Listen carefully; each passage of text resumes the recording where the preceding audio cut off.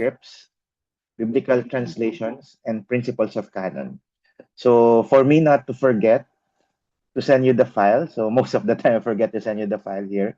So I'll just send it already on the Zoom Zoom chat. So if you're able to see it, so kindly save it as much as possible. Okay. So all right. So let us first pray before I proceed with our lesson at this very moment. Let's pray. Dear God, loving Heavenly Father, we'd like to thank you for the time and also for the opportunity for us to study, especially academically, on terms of the historical and also the value of the Greek manuscripts. This is all we ask. In the loving name of our Lord Jesus Christ, we pray. Amen. Amen. Okay. Okay. I think I had a I already uploading the material at this moment. Okay. So um in terms of the Bible, as I know some of you have studied this already. The Bible is divided into three languages, or most of the time not divided, but these are some of the evidence that the Bible is. These are the languages of the Bible. So majority, especially of the Old Testament, was written in the Hebrew um, language. To those who have already studied Hebrew language, especially if you studied theology back in your bachelor's or your master's, so Hebrew covers the Old Testament, and the New Testament it covers about mostly about the Greek language, and some, especially on the New Testament, especially on the Gospel, it's more of the Aramaic language, which is now we can see on the part of there are some historical origins on the part of Iran or Iraq.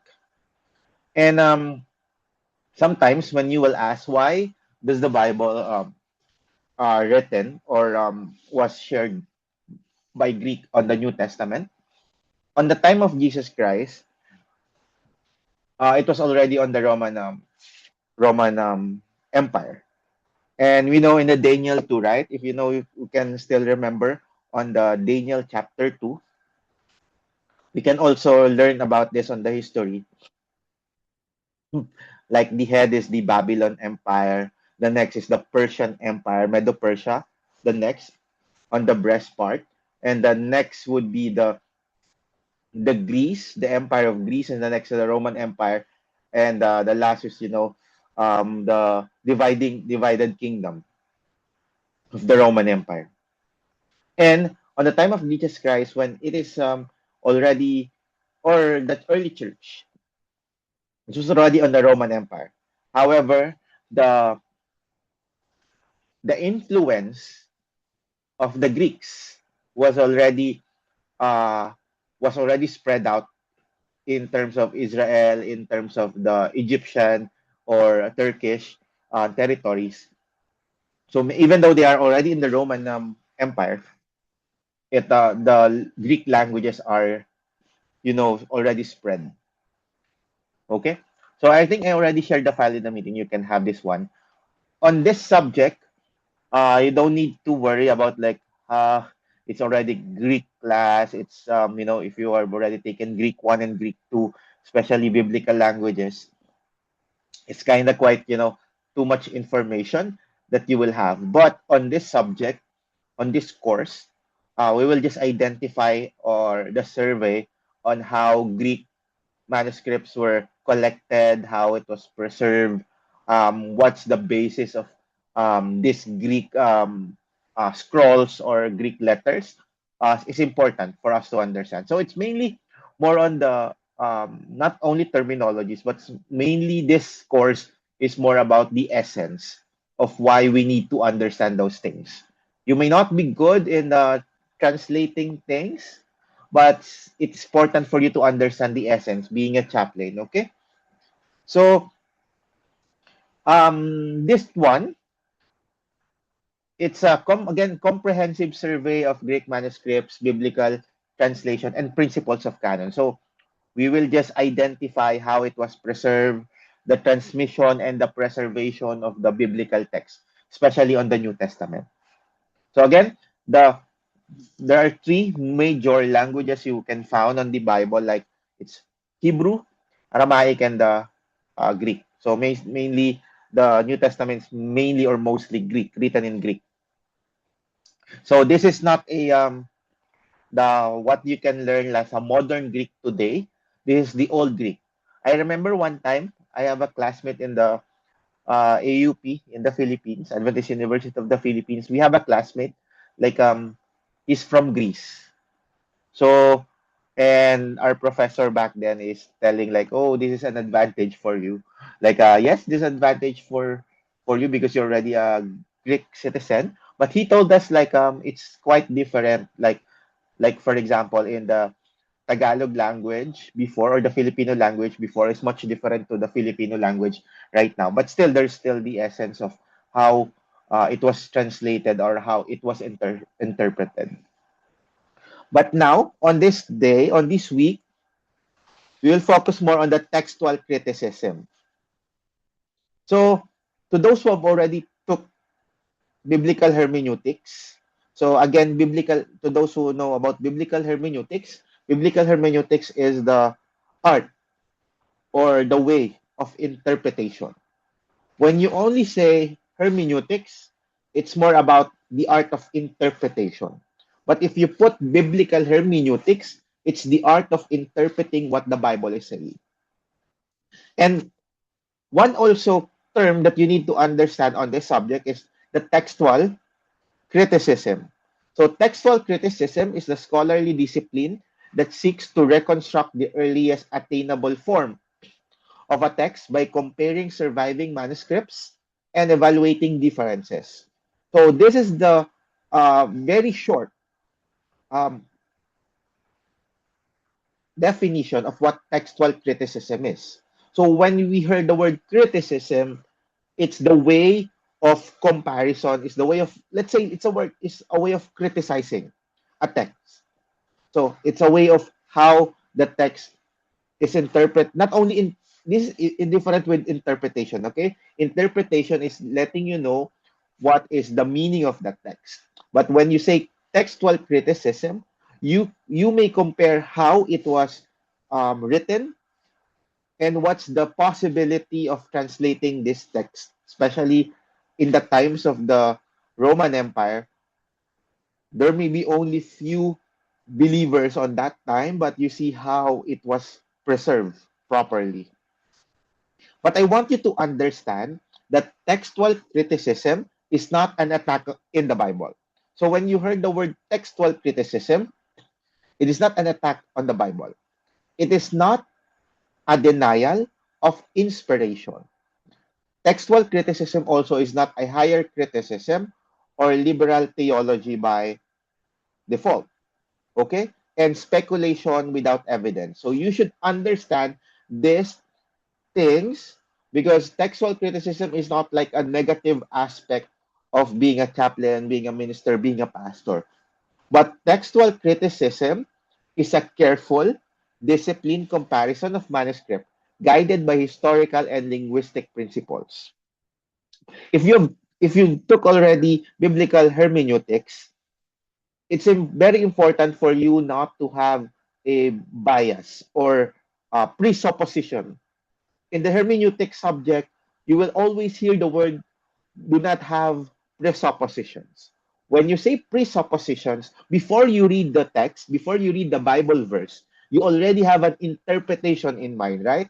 Like, for example, you read Matthew 5, the last verse of Matthew 5, like, be ye therefore perfect, just as your Father in heaven is perfect. If you will only have a bias, presupposition, if you read those texts, like, okay, let us be perfect. Okay? No sin, no anything else.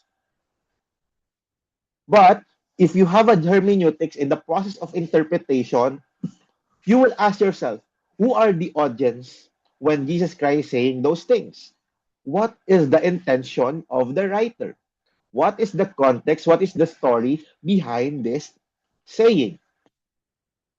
And in terms of textual criticism, You examine, you compare, like this text compared to this text. That's what you call textual criticism is. Okay, I'll share with you one Hebrew term, especially in the Hebrew, because this is one of the subjects that I've learned in theology. Like in Genesis chapter 1, verse 1, it says there, in the beginning, God created the heavens and the earth. Okay? In Hebrew, it's translated as Bereshit bara Elohim. Bara means, in Hebrew language, means create. And in the time of David, like when David said, create in me a clean heart, the word create, the text create in Genesis and the text create in me a clean heart is same on what Genesis, what is shown in Genesis and what is shown the on the spoken word of David. Bara means it's only the Lord that can create. You cannot associate like Jorel created. You cannot associate the word bara in me because bara means it's only the divine can create something. So it means like on David said that create in me a clean heart. It means the Lord who created the heavens and the earth is the only one who can create the clean heart to you. That's what we call like somewhat just an overview on what textual criticism is. Like you compare text, you see what's the meaning of this on this specific context, what's the meaning of this on this specific context. Okay? You don't need to memorize all the Greek, the Greek terms or the biblical languages. You just carefully know how to have textual criticism, how to compare. Like you comparing this on this version, you are comparing this um, version with this also another manuscript. So that's what textual criticism is. You are not criticizing, you're not criticizing or studying the text for you to have like a debate with someone, debate with other denomination, but you had textual criticism for you to understand what the author means for that specific text. So when you do textual criticism, remove all the biases, remove all the presuppositions. On this subject, you need to understand these terminologies that uh, most of the time I will share with you. So autographs we call that it is not an autograph like the signature, but autographs are the original documents written by the biblical authors. So these are the original documents written by them. Okay, manuscripts means the handwritten copies of biblical texts. So there may be um, different manuscripts. Like it doesn't mean that manuscript is only one. There are different, there are different manuscripts. Like example, there's no printing press before. Okay, so they may uh, have this one manuscript and then written again. So there's no photocopy machine before. So all of the texts are written, by hand. So variance means the differences between manuscripts. Since there are many, like we call as printing press before, I will use the word printing press. When I said printing press before, it means there are many people who are writing those texts. Like for example, you have 10 who are writers. So they may have different variants of that. And textual witnesses, it means that source that testify to the text. So these are like when you so-called witness, they are the one who can testify, okay, this is correct, this is okay. These are the terminologies you should understand on this subject. I know some of you may like, okay, I have many terms I need to understand. So but don't no need to worry. But you just need to learn what textual criticism is and the principle behind it. So whenever you are outside doing missions or you have discussions, scholarly, you'll understand like, okay, let's criticize the text. Let's see how the text wants to portray to the viewers or to the audience. Okay. Okay. The reality of hand-copied text. From the first century until the invention of the printing press, every biblical manuscript was copied by hand. Okay? So, I will be honest with you.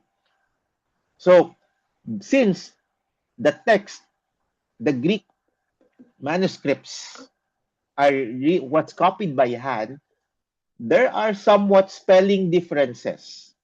Okay? So,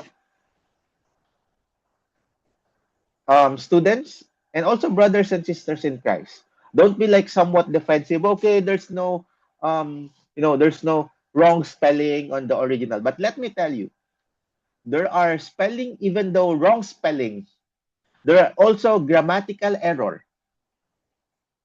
Some grammatical error in terms of the comparison of the variants of the manuscripts. Okay? There may be also word order changes. Since they are written by human, okay? And they are transmitting or transferring some information. There may be also accidental omissions or repetitions. Okay, because you may, for example, you may hear this sermon to a pastor and another pastor, same pastor. They may have different style of preaching the sermon. They may somewhat like a funny pastor, there's someone like a serious type. There are somewhat like a pastor with a monotonous. Same also on the reality of the hand-copied text. There may be some word order changes. This author, this writer may use this word instead of this word. And there are some rare intentional clarification. Okay, you may see that there are some writers who intend to explain more in compared to the other writer of the New Testament. Like, I don't want to deal with it. I just want to read this one. Especially in the New Testament. Okay? When you will read the New Testament, especially the Gospel, since Luke, Luke, like Matthew, Mark, Luke, John, Luke is a doctor. So when you will read the book, the Gospel of Luke, you will clearly see that Luke focuses more on the healing of Jesus, how Jesus healed. This is the illness, this is a sickness. Unlike other like John, Matthew, Mark, he dealt with different kinds of things that Jesus have done. But basically, since Luke, sometimes you as a person, you focus more on what interests you. Okay, so these variations are normal. Let me tell you, these variations are normal in any Asian hand copied literature. This is normal, okay? But let me tell you, like inspiration versus transmission. I had this one on the Adventist Biblical Research Institute. You should understand this one. In terms of, because maybe you will tell me like, okay, there are some wrong spelling, some errors in the biblical manuscripts. But let me tell you, in terms of inspiration versus transmission, in terms of biblical inspiration, some observations can be made, such as scriptures are God-breathed. It means it was inspired by the Lord. It instructs, sufficient, and authoritative for spiritual being. When you say the Bible is inspired, it was moved, it was written through the guidance, inspiration of the Holy Spirit. It was not inspired by anything. However, you should understand the next point I want you to understand. The biblical prophets were men moved by the Holy Spirit. Sometimes the writers are told to describe what they see. Various representations are then caused to pass before their vision with little or no verbal instructions. Okay? While words and thoughts cannot be cut asunder, yet for all practical purposes, thoughts can be expressed in more than one way. So understand this. Different biblical authors, biblical writers, they have different background. They have different, they came from different family, they came from different culture. So the words that they may use may differ to some. However, despite of that, the message is still there, the inspiration is still there. Example, when you will read Paul, you see Paul is one of the intelligent writer in the Bible. I'm not saying the other are not intelligent, but you can see on the intellectual knowledge, Paul is one of the intellectual writer. Again, let's see the background of Paul. Paul is member of the Sanhedrin. So it's like what do you call that one to us? I don't know how can I compare it to the modern society. He is somewhat like a lawyer. He is somewhat like a doctor, something like that. He's professional. So and he's a writer. So when you compare the writings of Paul to the writings of Matthew, to the writings of Luke, to the writings of Peter, Paul is someone like you can't just what do you call that one? You can't just interpret literally. It's like Paul knew how to write artistic. Paul knew how to write professionally and intellectually. Like you will know what's you need to understand what he's saying. Okay. So, but despite of these differences, it doesn't negate the reality that all those writings are inspired. Okay. Remember these students. The Bible are inspired. They may have some, you know, different spelling, different words that was used because they're also human. But the message remains still the same, and the inspiration by the Lord is still the same. Okay, because it's the word of the Lord. Okay, this is also same. I will share with you some of the reality in our church today. You know, some people will go to the church because they know that this pastor is good in speaking. You will invite pastor who is good in sermon. He knows how to, you know, some of the our leaders are inviting people, pastors who are know in joking, good in illustrations. But there may be some pastor who are monotonous, or he's not like that. Pastors who are not good in preaching, but good on delivering or having on the education field. So I'm telling you that despite those pastors who have different, you know, forte, they were still called by the Lord. Same also, like on this inspiration versus transmission, they may have different, you know, background, personality, the way literary knowledge, but they're still the same in terms of the Lord inspiration. Okay, so scope of limits of textual criticism. So textual criticism can help reconstruct the earliest text. So you can explain why translations differ, strengthen the confidence scripture stability. So again, before I proceed with one, I always hear those students like, okay, just use King James version. You know, I call them like some of them I call King James Adventist. You know, King James Adventist, King James Christian. They only rely that King James is the true translation or true version.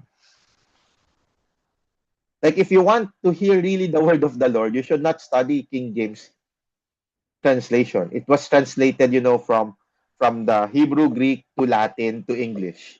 If you want to really study the original, study Hebrew and Greek. But I'm not saying it is bad. I'm just saying that don't be biased of different versions. Okay? Like, for example, there may be New King James Version, there may be English Standard Version, there may be New American Standard Bible. Like, for example, um, New American Standard Bible, NASB, and ESV, the words used for there is mostly more on like a devotional type. When you say devotional type, the words used there make quite like easy to understand because the translate the version of that Bible is for the reader to understand, to have it like, you know, like reading a story. Unlike when you are reading like King James Version, and the other translation, it was used for study purposes. Okay, but however, textual criticism help us to construct the earliest text, explain why translations differ, strengthen confidence, scripture stability. However, when you criticize the text, when you study the text, textual criticism cannot decide theology independently of the scripture. Replace faith with scholarship and eliminate every uncertainty. Remember this, students. When you study and when you are into textual criticism, remember this. It cannot strengthen your faith. It cannot strengthen um, your interpretation. But textual criticism focus more on the knowledge. Okay, the knowledge that you need to understand. It's still different when you do it's different when you are calling about faith. That's why when you are talking to different denomination, you can have a same textual. Just go with a scholarly side. Let's study the interpretation. Let's not. It's not interpretation. Let's study the text. Okay. Again, interpretation is different from textual criticism because interpretation you will know what's the meaning of this text. But when you do textual criticism, you are studying the language. You are studying comparison of different manuscripts. It's like I'm studying the alphabet. I'm not studying grammar. Something like that. So let's go with the historical development of New Testament textual criticism. So let's see the timeline. In the early church period, during the earliest centuries of Christianity, there was no centralized copying authority. Manuscripts were produced by local churches, by individual scribes, which is for worship, teaching, and missional use. So, despite this centralized process, the New Testament text demonstrates remarkable consistency. The fact itself is a powerful testimony to the care exercised by early Christian communities. Textual criticism, in its formal sense, did not yet exist, but the comparison of copies was already practiced in formality when discrepancies were noted. So, on the early church period, there's no printing press, I told you that, but the teachers or the leaders of the early church exercise due diligence, exercise careful study of the text. Like they may say, okay, this text is fake, this version is fake. Okay, they still have this what we call don't have like biblical research institute on the Adventist church. Like this is the basically the main agency of the church to know like some of the issues, some to have publications. But the early church, there is no centralized process. I still admire those early church because if there's no early church who preserve those texts, we don't have Bible right now to study. So in the medieval period, as Christianity spread throughout Europe, so from let's say from the Middle East, it spread to the Europe, like Paul, right? So, as Christianity spread throughout Europe, the number of manuscripts increased dramatically. So, remember this, students. When you say manuscripts, there's no one copy. It's like Paul is having this one copy. No. So, when you say manuscripts, it means they have different copies. They have different copies for it, to distribute or for it to use. So the rise of the standard liturgical use, greater uniformity in later copies. So the dominance of what would be later be called the Byzantine text tradition. While copying continued carefully, occasional errors accumulated. When you are copying some text, there may be some errors. However, that's why scholars comparing it every time. Like, okay, I am transporting this text to another church. That's the letter. For example, the letter of Paul. I am copying this. There are some, human factors that may like transferring like anything else. That's why scholars are comparing it every time. And in times of the Reformation, the invention of the printing press marked a turning point. So, early printed Greek New Testaments relied on a limited number of late manuscripts. So, as older manuscripts were discovered in subsequent centuries, So the scholars realized the need to. So since there are only limited number of the manuscripts, like some of the discovered manuscripts were the later part, so the scholars need to, compare it with the others and also compared with the witnesses. So weigh manuscript evidence rather than count copies. So the early scholar are were not dependent on the quantity of the manuscript or the number. They are relying on the witnesses and on the authenticity on that manuscript. Because there may be one remaining manuscript, but you need to authenticate if it is true or not. Okay, because there may be many manuscripts, but if this is a wrong manuscript, it may um uh sabotage the the transmission of the word or transmission of the biblical text. So they develop principles for evaluating textual differences. Okay, so you need to understand the uniqueness of the New Testament, especially as I told you, like most of the New Testament are written in Greek. The New Testament is supported by thousands of Greek manuscripts. Okay, thousands more in Asian translations. So extensive quotations by early Christian writers. No other ancient work comes close in terms of manuscript quantity. So there are maybe thousands of comparisons, especially the early church. Like for example, right now we have social media. We are sharing some posts. We are sharing some content. And it's spread. There may be thousand shares, thousand likes. Some we even copied some of the pictures, right? On the early, they don't have a lot of time, so there may be different manuscripts for them to have.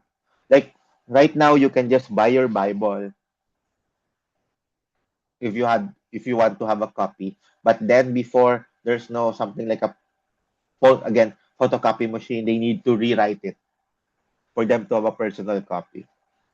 Some New Testament manuscript date within a few generations of the originals. Okay, some manuscripts was written from the original. It's like gossip. It's bad, but gossip, right?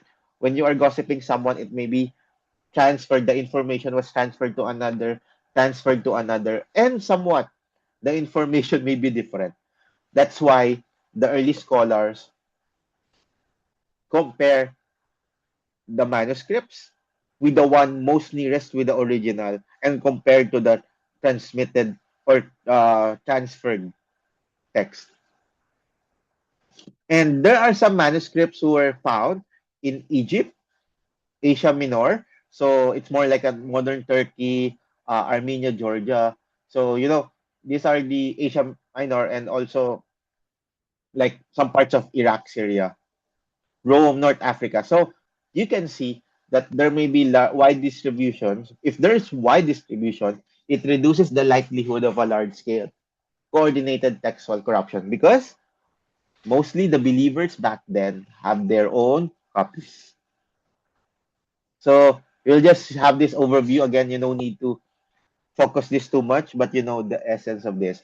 The papyri, if you know the word papyrus, the early way of writing material of the Egyptian. This is the earliest surviving manuscripts written on papyrus material. Okay, often fragmentary but extremely valuable. Okay, and Anshal, so written in capital letter. So minuscule, so it's majuscules, it's different. So written in cursive script. So the difference between this, let's say minor and the major. Like the major is more on the bold type, but in the minor it's more on the written, like cursive script. In Tagalog, like it's dikit-dikit, like this is one. It's different. Okay. So lectionaires, it's scripture arranged for public reading, reflect liturgical usage, provide insight into church practice. So this is the last one. So I think I consume most of the time because this is important. So why textual again the question for maybe you have question for this why I am need to study this, why I need to understand this, okay? So why textual criticism matters for chaplaincy and ministry. So when you study or you have a knowledge of textual criticism, so you can respond to your own doubt and criticism. So chaplains frequently encountered individuals who questioned the reliability of the Bible, claims of textual corruption, differences between traditions. So a grounding in textual criticism equips chaplain to respond calmly, confidently, and factually. So you may be now chaplain right now. You may be future chaplain in the future.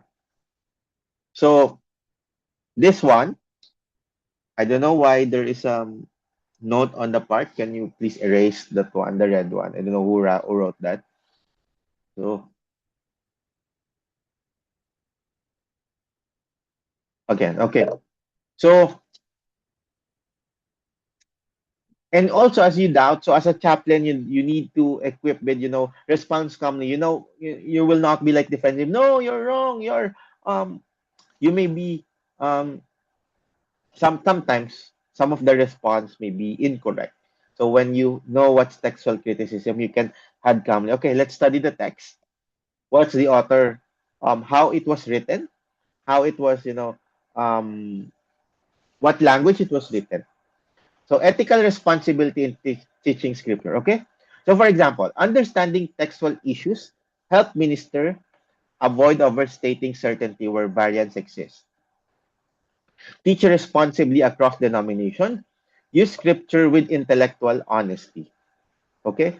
This is especially important in interfaith and interdenominational settings. For example, the writings of Paul, like I can like I call that like a genie verse for some. Like I can do all things through Christ which is strengthens me. Okay. When you only rely on that text, Philippians 4:13, you may always see those verses like to those who are they are asking for something like Philippians 4:13. However, if you do textual criticism on that Philippians chapter 4:13, Paul is not actually saying like you can do all things. When you say you can do all things, if you will read all the context of chapter 4, Paul is saying like you should be contented. Like you when you say you can do all things, you may fail. It not an assurance for you to to achieve something. When Paul is saying I can do all things, it means on the later part of the text, Paul is saying like I will be contented. All the things I have is enough right now. So just one sort of biblical hermeneutics to you that we should be careful of using those texts. Like okay, I will use this one. I need to pass. I need to rely on this. No. When you say you can do all things, you need to study what's the meaning, how it was written, and what's the audience, something like that. But it's not again, when you say textual criticism, this is more on knowledge, okay? This is not more on the reflection. This is not more on the applied theology. When you say textual criticism, it falls about systematic theology. Okay, there's no emotion when you do textual criticism. Okay, you'll just need to criticize the text. So when you do textual criticism, you strengthen faith through evidence. Okay, it's more on the evidence. It's more on the logic. Rather than weakening faith, textual criticism often strengthens it by demonstrating the transparency of manuscript record, the absence of hidden revisions, and the remarkable preservation of the biblical text. So, my students, so understand this. We may not know all the meaning, we may not know all the biblical version, but you need to understand the essence of the principle of textual criticism. Okay, I'll go back to the previous slide. I just don't know why someone is writing on the because someone is writing on this slide. Can you? So again, this is just remember textual criticism is the scholarly discipline that seeks to reconstruct, okay? You'll just comparing text to another text and to another text. It's like I'll say this in Tagalog when you for you to have the essence before I end this presentation. In other translation, like I'll say Tagalog, okay? In other version, it says Sabbath. In the Spanish version of the manuscript, it says Sabado. In the early Tagalog Filipino Bible, it says pamamahinga. Okay, so it may differ in the translation, but it is someone like you need to understand how to compare those manuscripts. They compare the text, what's their meaning really is. Okay, that's how you do textual criticism. Okay, so I think I have time also with Doc Marcaida earlier, around 10 minutes remaining. So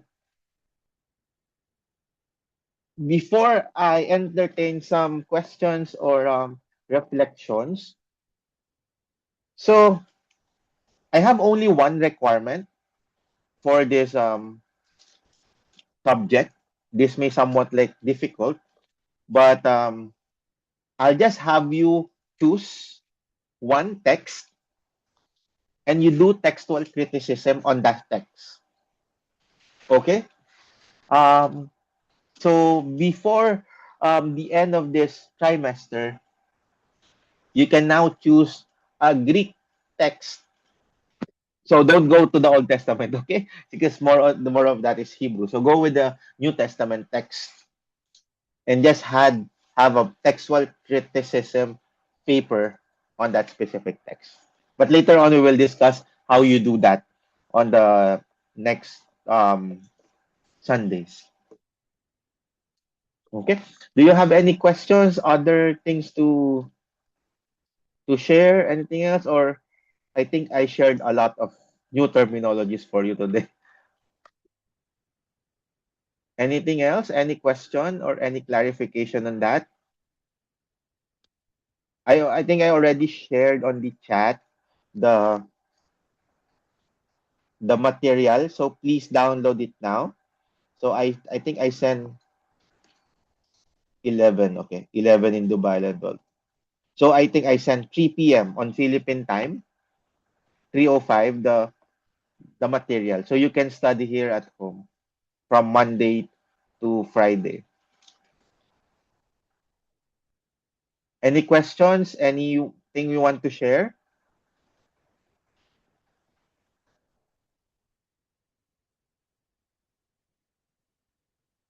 Okay. So before I end, so there's no question. It's okay, no? Because there are too many jargons that I had. So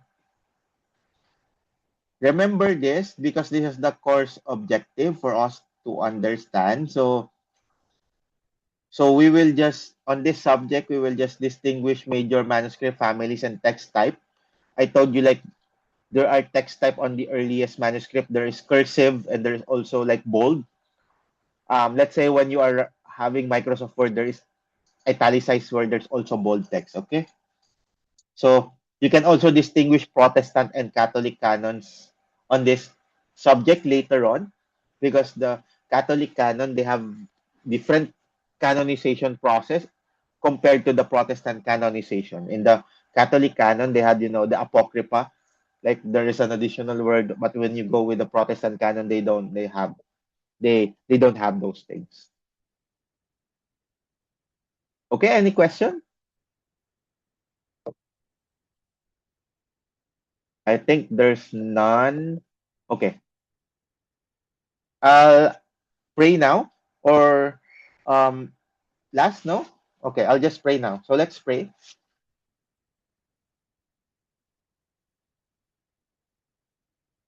Thank you, loving Father, for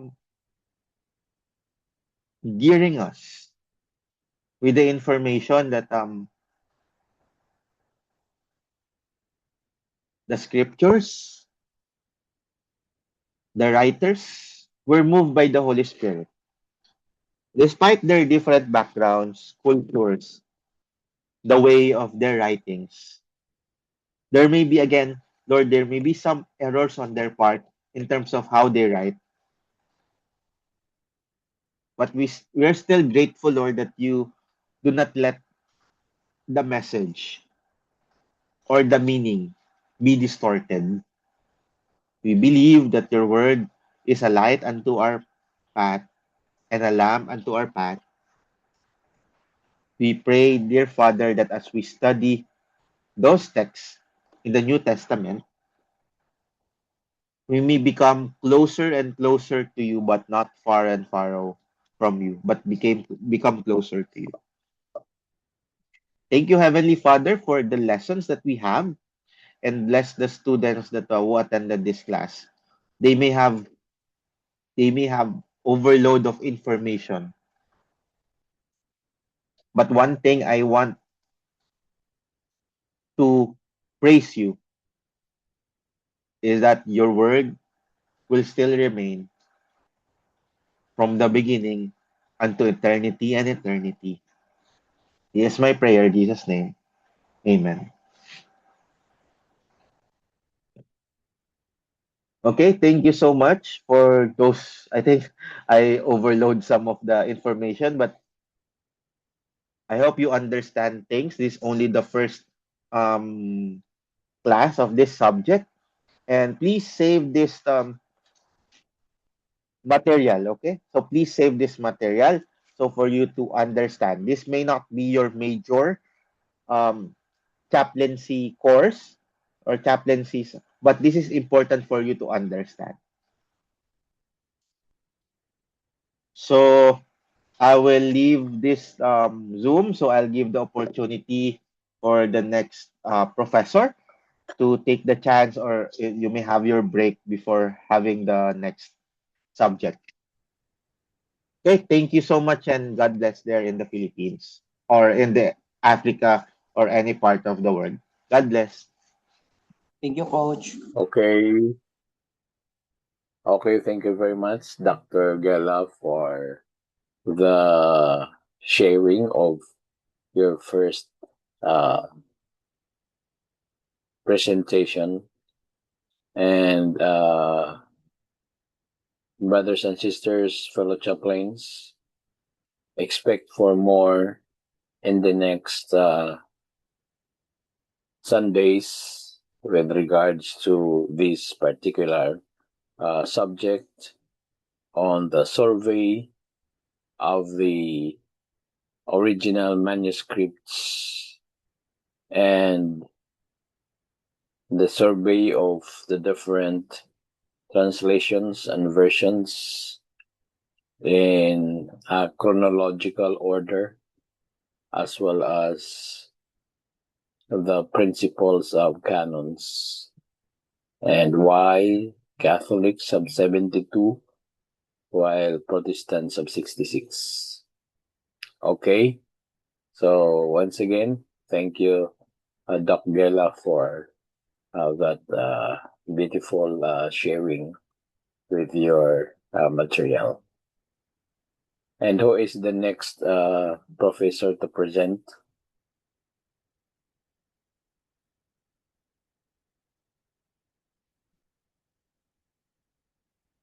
Is the next professor already in?